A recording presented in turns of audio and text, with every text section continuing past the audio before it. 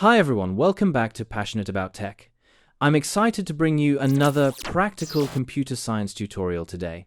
In this video, we're covering how to use virtual desktops in Windows 11, perfect for organizing your work and play. We'll go step by step and I'll share some tips to avoid common issues. Let's create a virtual desktop. Stick with me. Alright, let's dive in. First, press the Windows key plus Tab to open Task View. Click New Desktop at the bottom to create a second desktop.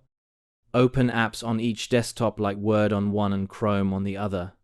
Switch between them using Windows key plus Tab. Rename a desktop, right-click its thumbnail and select Rename, then type a name like Work. One tip, if desktops don't switch, ensure Task View is enabled. Go to Settings, System, Multitasking and turn it on. That's it for today's tutorial. If you found this helpful, please hit that like button and subscribe to Passionate About Tech for more awesome tech tutorials.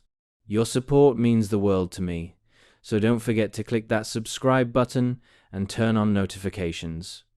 Let me know in the comments how you organized your desktops. I'd love to hear. See you in the next video.